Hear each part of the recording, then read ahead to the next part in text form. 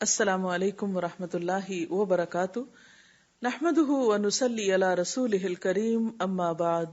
فاعوذ باللہ من الشیطان الرجیم بسم اللہ الرحمن الرحیم رب اشرح لی صدری ویسر لی امری واحلل عقدۃ من لسانی یفقهوا قولی عن ابن عباس قال قال رسول اللہ صلی اللہ علیہ وسلم لیس منا من لم يرحم صغیرنا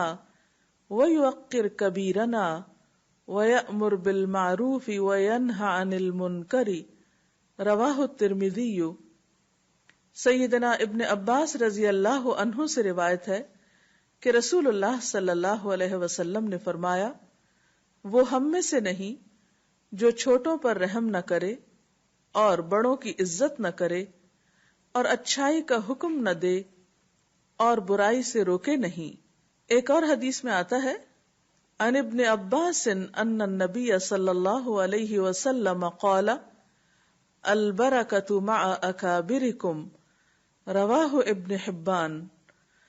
سیدنا ابن عباس رضی اللہ عنہ سے روایت ہے کہ نبی کریم صلی اللہ علیہ وسلم نے فرمایا، برکت تمہارے بزرگوں کے ساتھ ہے۔ ان احادیث سے ہمیں پتہ چلتا ہے کہ اسلام میں حفظ مراتب کا بہت خیال رکھا گیا ہے۔ بڑوں کا اپنا مقام ہے اور چھوٹوں کا اپنا مقام۔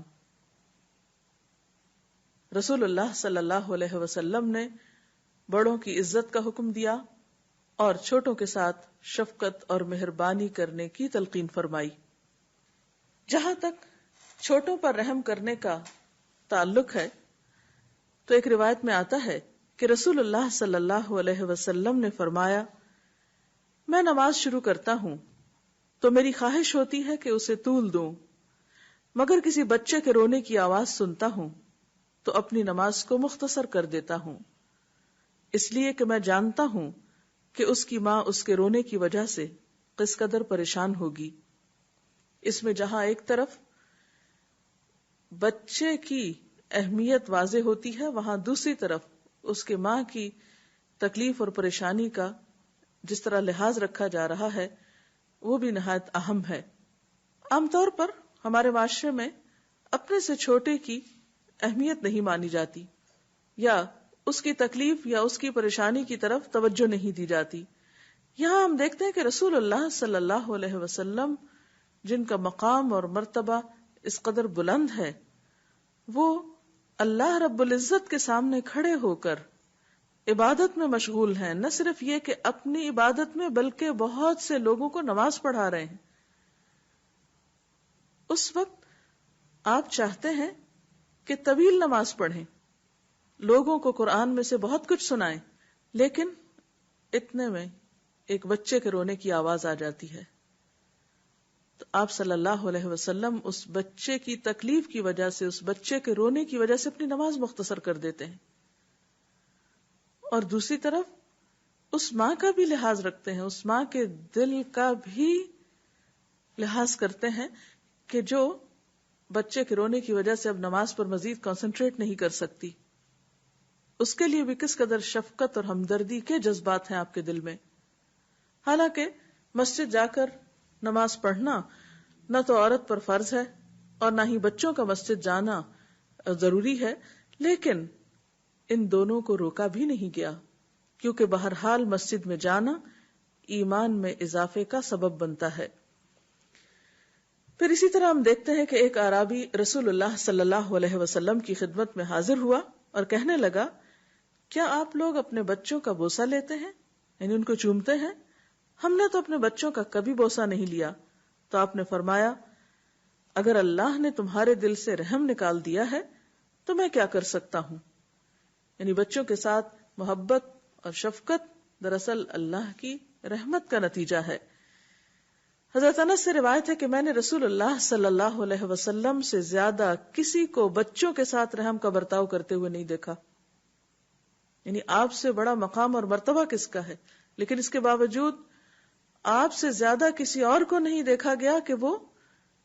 بچوں کے ساتھ، جو عمر میں سب سے چھوٹے ہوتے ہیں، ان کے ساتھ اتنی شفقت اور مہربانی کا سلوک کرے جیسا کہ آپ صلی اللہ علیہ وسلم کیا کرتے تھے۔ رسول کریم صلی اللہ علیہ وسلم کے صاحبزادے ابراہیم مدینہ کے دیہاتوں میں سے کسی دیہات میں دودھ پلوانے کے لیے لے جائے گئے تھے. آپ وہاں جاتے، ہم لوگ آپ کے ساتھ ہوتے، آپ گھر میں داخل ہوتے، ابراہیم کو اٹھا کر بوسہ لیتے اور پھر واپس آ جاتے. یعنی آپ کی ذمہ داریوں کو دیکھیے، آپ کے فرائض کو دیکھیے، کاموں کو دیکھیے، مشغولیات کو دیکھیے، لیکن اس کے باوجود اپنے بچے کو دیکھنے کے لیے وقت نکالتے ہیں، اور صرف دور سے ہی نہیں دیکھتے بلکہ اٹھاتے ہیں، گود میں لیتے ہیں اور پیار بھی کرتے ہیں. پھر اسی طرح طبرانی کی روایت میں آتا ہے، حضرت جابر کہتے ہیں کہ ہم رسول اللہ صلی اللہ علیہ وسلم کے ساتھ ایک دعوت میں مدعو تھے. راستے میں حضرت حسین رضی اللہ تعالی عنہ بچوں کے ساتھ کھیل رہے تھے. آپ لوگوں کے درمیان سے نکل کر ان کی طرف لپکے، یعنی آپ سب کے ساتھ جا رہے ہیں لیکن اپنے دوستوں کو چھوڑ کر، صحابہ کو چھوڑ کر آپ حضرت حسین کی طرف لپکے، دونوں ہاتھ پھیلا دیے. حسین ادھر ادھر بھاگنے لگے، آپ ہنس ہنس کر انہیں پکڑنے لگے، یہاں تک کہ انہیں پکڑ لیا اور ایک ہاتھ ان کی ٹھوڑی پہ رکھا اور دوسرا سر پر رکھا،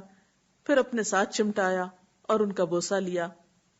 یہ ہے وہ رحمت اور وہ شفقت اور وہ محبت جو آپ صلی اللہ علیہ وسلم کو بچوں کے ساتھ تھی. عام طور پر جب بڑے لوگ کسی موقع پر اکٹھے ہوں تو بچوں کو فراموش کر دیتے ہیں، اگنور کرتے ہیں، اور ان کو ناسمجھ کہہ کے کہ ان کو تو کسی بات کا پتہ ہی نہیں، یا یہ کیا جانے، یہ کہہ کر اگنور کر دیتے ہیں اور اہمیت نہیں دیتے. لیکن اپنے سے چھوٹے کو اہمیت دینا اور شفقت و مہربانی کا معاملہ کرنا، یہی دین کی اخلاقیات میں سے ہے. رسول اللہ صلی اللہ علیہ وسلم نے فرمایا،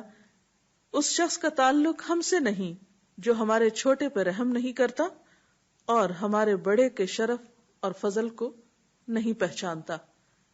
یعنی ہر دین کی ایک پہچان ہوتی ہے، اور ہمارے دین کی پہچان کیا ہے؟ اچھا معاملہ، اور اچھے معاملے میں چھوٹوں پر مہربانی اور بڑوں کی عزت اور مقام اور مرتبے کو پہچاننا.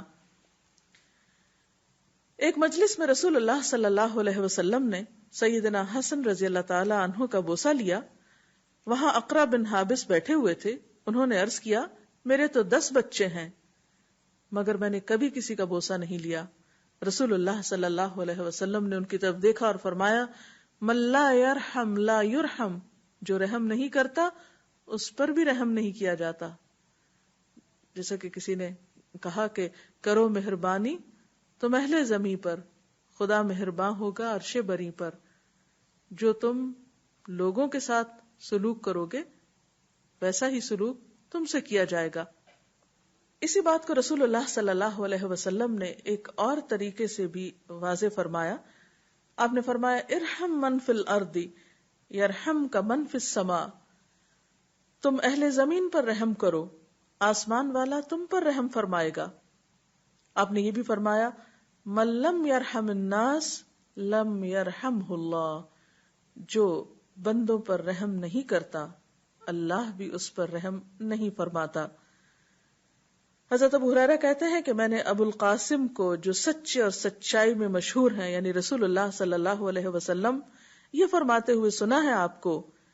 کہ رحمت کسی کے دل سے نہیں نکالی جاتی مگر بدبخت کے. حضرت عمر رضی اللہ تعالی عنہ کے بارے میں آتا ہے کہ انہوں نے ایک شخص کو ایک علاقے کا گورنر بنانا چاہا اور اس کے لیے ایک دستاویز بھی تیار کر لی. لیکن جب آپ کو یہ پتا چلا کہ وہ شخص اپنے بچوں کو پیار نہیں کرتا تو آپ نے اس دستاویز کو پھاڑ دیا اور فرمایا کہ جو شخص اپنے بچوں سے محبت نہیں کرتا، جس شخص کے دل میں اپنے بچوں کے لیے رحم نہیں،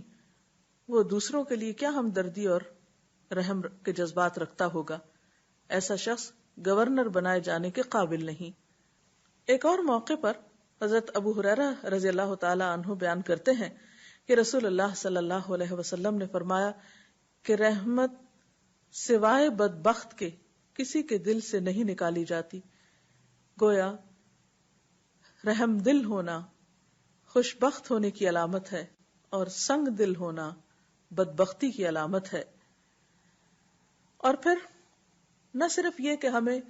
چھوٹوں پر رحم کی تلقین کی گئی، بلکہ اس کے ساتھ ساتھ بڑوں کی عزت کا سبق بھی سکھایا گیا ہے۔ رسول اللہ صلی اللہ علیہ وسلم نے فرمایا، لیس من امتی من لم یجل کبیرنا ویرحم صغیرنا ویعرف لعالمنا حقہ، وہ شخص میری امت سے نہیں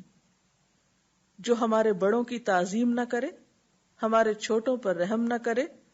اور ہمارے علماء کا حق نہ پہچانے۔ یعنی بڑا ہونے میں جہاں ایک طرف عمر میں بڑا ہونا ہے، وہاں دوسری طرف علم میں بڑا ہونا بھی مراد ہے۔ آپ صلی اللہ علیہ وسلم کی خدمت میں ایک وفد حاضر ہوا،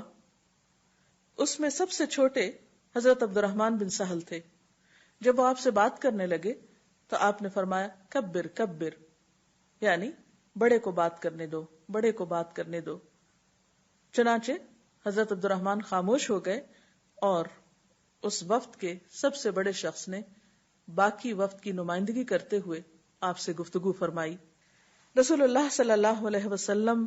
نماز کی صفوں میں بھی اس چیز کا لحاظ رکھا کرتے تھے۔ آپ صلی اللہ علیہ وسلم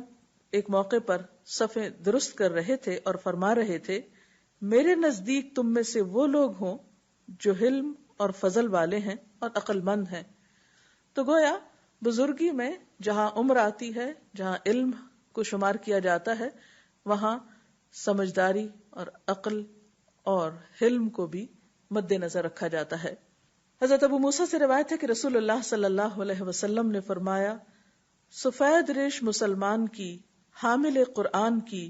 جو قرآن کے بارے میں حد سے تجاوز کرنے والا نہ ہو اور نہ اس سے اعراض اور بے وفائی کرنے والا ہو، اور منصف بادشاہ کی عزت کرنا اللہ کی عزت کرنے کے ہم معنی ہے۔ یعنی جو شخص عمر میں بڑے شخص، علم میں بڑے شخص اور خاص طور پر قرآن میں زیادہ علم رکھنے والے اور عدل و انصاف کرنے والے بادشاہ کی عزت کرتا ہے تو وہ دراصل اللہ تعالی کا اکرام کرتا ہے۔ یعنی بڑوں کی عزت دراصل اللہ کے دین کی عزت ہے، اس تعلیم کی عزت ہے جو ہم سب کو دی گئی، اس دین کی عزت ہے جو ہم سب کے لیے عزت کا باعث ہے اگر ہم واقعی اس کی تعلیمات پر عمل کرنے والے ہوں، کیونکہ دین محض کتابوں میں لکھی ہوئی باتوں کا نام نہیں، اصل دین وہ ہے جو ہمارے رویوں میں نظر آتا ہے، ہماری عملی زندگی میں ہے۔ کیونکہ کتابوں سے پڑھ کر تو کوئی نہیں دیکھے گا کہ کہاں کیا بات ہے، کسی کا بھی دین اس کے رویے سے پہچانا جائے گا، اس کے معاملے سے پہچانا جائے گا، لہذا وہ پہچان عموماً معاملات اور تعلقات میں دیکھی جا سکتی ہے، اور اس میں خصوصاً انسانوں کے ساتھ معاملہ کرتے وقت بڑے اور چھوٹے کی پہچان رکھنا اور اس کے حسب حال اس سے معاملہ کرنا عین دین ہے۔ اسی طرح ایک اور حدیث میں بھی آتا ہے، جو نوجوان کسی بوڑھے کی اس کے بڑھاپے کی وجہ سے عزت کرتا ہے تو اللہ تعالیٰ اس کے لیے ایسے شخص مقرر فرما دیتا ہے جو اس کے بڑھاپے میں اس کی عزت کریں گے۔ یعنی یہ عمل ان اعمال میں سے ہے جس کا صلہ انسان کو دنیا میں بھی ملتا ہے۔ پھر اسی طرح ایک اور حدیث میں آتا ہے، جب تمہارے پاس کسی قوم کا معزز شخص آئے تو اس کی عزت کرو۔ یعنی یہ بھی ہمارے دین کی تعلیم ہے کہ صرف اپنوں ہی کی عزت نہیں کرو بلکہ کسی غیر قوم کا کوئی بڑا آتا ہے تو اس کو بھی عزت دو۔ حضرت عائشہ رضی اللہ تعالی عنہا فرماتی ہے کہ رسول اللہ صلی اللہ علیہ وسلم نے ہمیں حکم دیا کہ ان ننزل الناس منازلہم، کہ ہم لوگوں کو ان کے مرتبے پر اتاریں، یعنی ہر ایک کے ساتھ اس کی حیثیت اور مرتبے کے مطابق معاملہ کریں، یعنی بڑوں کے ساتھ عزت کا معاملہ اور بچوں کے ساتھ رحمت اور شفقت کا معاملہ۔ حضرت ابن عمر رضی اللہ تعالی عنہ سے روایت ہے کہ رسول اللہ صلی اللہ علیہ وسلم نے فرمایا، میں نے اپنے آپ کو خواب میں دیکھا کہ میں مسواک کر رہا ہوں، بس میرے پاس دو آدمی آئے، یعنی خواب میں ہی آپ دیکھ رہے ہیں کہ دو لوگ آئے، ان میں سے ایک دوسرے سے بڑا تھا، میں نے مسواک چھوٹے کو دے دی تو مجھ سے کہا گیا کہ بڑے کو دیں، تو میں نے ان میں سے بڑے کو دے دی۔ اس حدیث سے یہ پتہ چلتا ہے کہ بعض مواقع پر بڑوں کا حق چھوٹوں کی نسبت زیادہ ہوتا ہے، اور یہ بات بھی کہ پیغمبر کے خواب سچے ہوتے ہیں اور ان میں بھی رہنمائی کی جو بات بتائی جاتی ہے وہ باقی لوگوں کے لیے قابل عمل ہے. اسی طرح ایک اور موقع پر رسول اللہ صلی اللہ علیہ وسلم نے فرمایا لوگوں کی امامت وہ کرائے جو ان میں کتاب اللہ سب سے اچھا پڑھنے والا ہو، اور اگر قرات میں وہ سب برابر ہوں تو پھر امامت کا مستحق وہ شخص ہے جو سنت کا علم سب سے زیادہ رکھتا ہو، اور اگر سنت کے علم میں سب برابر ہوں تو پھر وہ جس نے ہجرت سب سے پہلے کی ہو، یعنی اسلام کے لیے کوئی قربانی کی ہو. اگر ہجرت میں سب برابر ہو تو پھر جو عمر میں سب سے بڑا ہو، اور کوئی شخص کسی دوسرے شخص کے غلبے کی جگہ پر امامت نہ کرائے، یعنی جہاں کوئی ایک امام مقرر ہو وہاں خود سے اپنی مرضی سے کوئی امام بن کے کھڑا نہ ہو جائے، اور اس کے گھر میں اس کی مخصوص عزت والی جگہ پر اس کی اجازت کے بغیر نہ بیٹھے. تو سے یہ بھی پتہ چلتا ہے کہ بعض سیٹس یا بعض جگہیں جو بڑے لوگوں کے لیے عمر یا مرتبے مقام کے اعتبار سے جو بڑے ہیں ان کے لیے مخصوص ہوں تو ان پر انہی کو بٹھانا چاہیے، ہر ایک کو وہاں نہیں بیٹھ جانا چاہیے، اور ایسی جگہ مخصوص کرتے ہوئے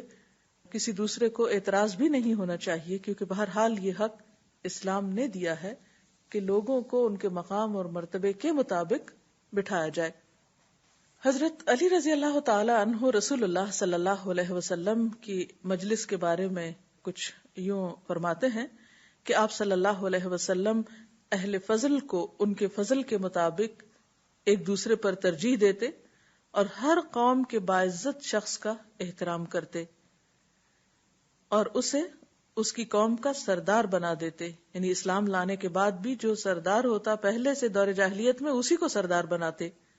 آپ کی مجلس میں ایسے پاک باز اور انصاف پرور اہل ایمان رہتے تھے جو ہمیشہ تقوی میں ایک دوسرے سے سبقت لے جاتے، بڑوں کی عزت کرتے، چھوٹوں پر رحم کرتے، محتاج اور غریب کو ترجیح دیتے اور اجنبی اور پردیسی کا خیال رکھتے تھے. تو اس سے پتہ یہ چلتا ہے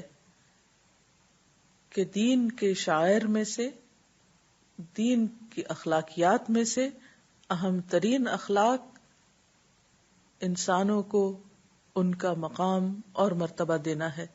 اس سلسلے میں اگر مزید کوئی سوال آپ کے ذہن میں ہو تو آپ کر سکتے ہیں.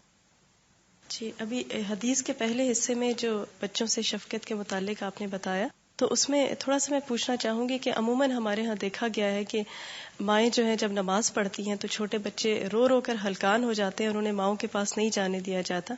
تو اس کی تھوڑی وضاحت کر دیجئے کہ اسلام کی روح سے ایسا کرنا درست ہے یا نہیں. اس میں یہ ہے کہ جو ماں ہمیشہ نماز پڑھتی ہے، بچے عام طور پر بہت چھوٹی عمر سے مانوس ہوتے ہیں اس فعل سے ماں کے، کہ ماں ایک مخصوص وقت میں خاموش ہو جاتی ہے، کچھ مخصوص قسم کے ایکشنز کرتی ہے، تو عموماً وہ پھر گھبراتے نہیں ہیں. لیکن اس کے باوجود بچوں کے اوپر مختلف کیفیات آتی ہیں، کبھی وہ بیمار ہوتے ہیں، کبھی کسی کیفیت میں ہوتے ہیں، اور نماز بھی وقت کی پابندی کے ساتھ فرض ہے. لہذا ایسے میں ہمارے دین میں وسعت ہے اور ہمیں رخصت دی گئی ہے کہ اگر کوئی بچہ رو رہا ہو تو بجائے اس کے کہ اسے ماں سے جدا کیا جائے، نماز کی حالت میں بھی ماں اس کو اٹھا سکتی ہے. مثلا اگر اسے بچے کو کیری کیے ہوئے ہے تو ایک ہاتھ پر اٹھاتے ہوئے اپنے دوسرے ہاتھ کو ہاتھ پہ رکھ کے نماز جاری رکھ سکتی ہے، اور جب وہ رکوع میں جائے تو بچے کو اس وقت نیچے بھی بٹھا سکتی ہے اور رکوع کر سکتی ہے، کیونکہ جب بچے کو یہ پتا ہوتا ہے کہ ماں قریب ہے، ماں پاس ہے،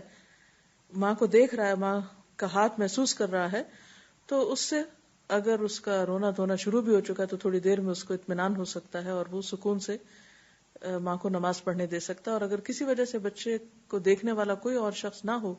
تو بجائے اس کے کہ بچہ روتا رہے یا یہ کہ ماں نماز ہی چھوڑ دے، تو بہتر یہ ہے کہ نماز کی حالت میں ہی ماں بچے کو اٹھا لے اور نماز جاری رکھے. جی، اسی بات کے حوالے سے، چھوٹے بچوں پر رحم کرنے کے حوالے سے ایک اور بات پر میں آپ کی وضاحت چاہوں گی. وہ یہ کہ بڑے افسوس کی بات ہے کہ ہمارے معاشرے میں یا ہمارے اپنے گھروں میں چھوٹے بچوں کو جو گھر کے چھوٹے موٹے کام کرنے کے لیے اجرت پر رکھا جاتا ہے، ان کے ساتھ جو سلوک روا رکھا جاتا ہے وہ انتہائی ناروا ہوتا ہے. تو کیا اس حدیث کی روح سے ہمیں ان بچوں کے ساتھ سلوک کرنے کی کوئی رہنمائی ملتی ہے؟ جی ہاں، یہ حدیث صرف اپنے بچوں کے بارے میں نہیں ہے، سب بچوں کے لیے ہے. آپ صلی اللہ علیہ وسلم جب بازار سے گزرتے اور بچوں کو دیکھتے تو بطور خاص خود آگے بڑھ کے سلام کرتے تھے. حالانکہ عام حالات میں کیا کہ چھوٹے کو چاہیے کہ وہ بڑے کو سلام کرے، لیکن آپ سب بچوں کے ساتھ پیار، محبت، ہمدردی اور شفقت کا مظاہرہ کرتے، ان کی کیئر کرتے ہوئے خود آگے بڑھتے تھے. پھر دوسری بات یہ ہے کہ یہ واقعی بہت افسوسناک پہلو ہے کہ وہ بچے جن کے والدین نہیں، یتیم ہیں یا مسکین ہیں، ضرورت مند ہیں، محرومیوں کا شکار ہیں، تو ان کی محرومیوں اور ان کے مجبوریوں سے ناجائز فائدہ اٹھایا جائے اور ان کے ساتھ بدسلوکی کی جائے. انسانوں میں سے اگر کوئی نہ بھی ہمیں دیکھتا ہو، کوئی پوچھنے والا نہ ہو، لیکن اللہ تو دیکھتا ہے کہ ہم کس کے ساتھ کیا رویہ اختیار کیے ہوئے ہیں، اور قیامت کے دن